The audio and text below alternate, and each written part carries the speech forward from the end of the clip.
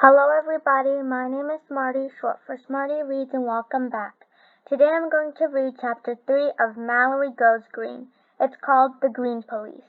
Before we begin, make sure you like this video, subscribe and turn on your post notifications so you know when I upload a new video.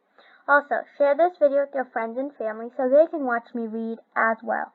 Other than that, let's begin. The Green Police. I, Mallory McDonald, have spent a lot of time lately learning about going green. I have learned that everyone needs to do their part. This weekend, I, Mallory McDonald, am planning to make sure that happens. When I walk into the kitchen, Mom and Dad and Max are already at the table. As class representative for the Green Fair, I'm not giving my official presentation to my class until next week. But I can see that my family could use a little lesson on going green too. I set my notebook down on the kitchen table and tap my spoon on the side of my milk glass. Everyone looks at me. I clear my throat. Going green is important, I tell my family. You all have to do your part. I look at Mom, who's drinking a cup of coffee. Every time you make coffee, you waste a paper filter and electricity.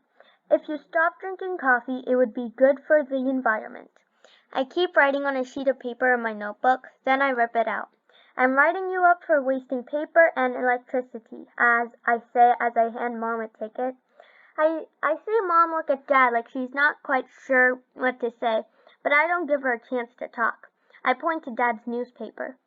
Every morning you read a newspaper and throw it away. That's a lot of wasted paper. You should start getting your news online. I start scribbling and hand Dad a ticket. Then I look at Max, who's sipping his juice box.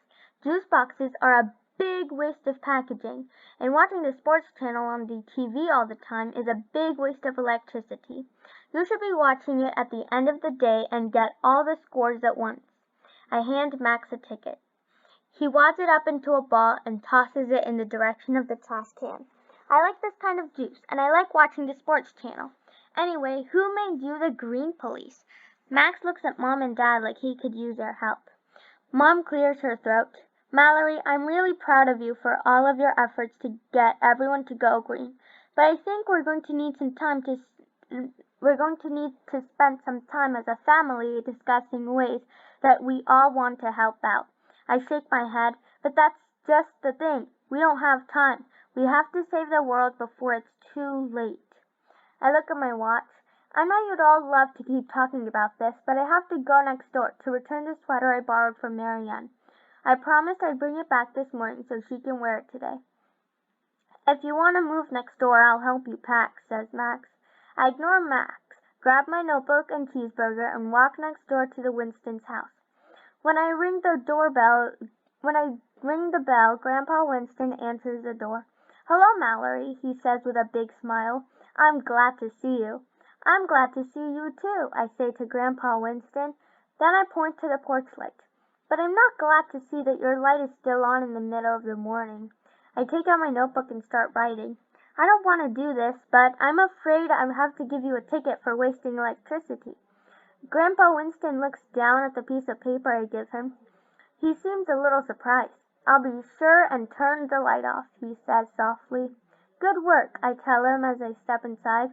Mallory, Colleen says my name like she's happy to see me. I'll get Marianne. I know she was waiting for you to bring her sweater back. I hand the sweater to Colleen. I don't know why Marianne needs it. Colleen, I say before she gets a chance to get Marianne. It's really hot in here. You're using more heat than you need. I start scribbling in my notebook. I'm sorry, but I'm going to have to give you a ticket for wasting electricity. Colleen, who's always talkative, is quiet. She looks down at the ticket in her hand. I'll get Marianne, she says. Mallory! Marianne and Joey come to the door together. We were watching TV in the family room. Want to watch with us? I'd love to watch TV, I tell my friends, but there's something I need to do first. My friends look like they can't imagine what I'd rather do than watch TV with them. I start writing in my notebook. Whenever you leave a room, you should turn off the lights, any appliances, and especially the TV. I hand them each a ticket for being wasteful. Marianne frowns at her ticket. What's with the tickets? Asked Joey. Why do we have to turn off the TV? We were going right back to watch it. And then there's Colleen, Joey, Mary Ann, and Mallory. I ignored Joey's question and turned my head to the side. Is that water I hear? Mary Ann nods. Winnie's taking a shower. I think for a second. I heard the same noise when I came in. I started writing. You can give this to Winnie, I say as I hand a ticket to Joey. Please tell her that long showers waste water. Mary Ann goes into the family room and turns off the TV. Maybe we'll watch TV another time, she says. I shake my head like what I'm about to say might be hard for them to understand. I know it's not easy, but we all have to do our part to save the world's resources. Mary Ann shrugs. Some things are definitely not easy, she says. She goes back into the family room and Joey follows her. I scoop up cheeseburger and start walking home. Even though my family and friends didn't seem happy to like getting tickets, I know they're happy they learned what they can do to save our planet.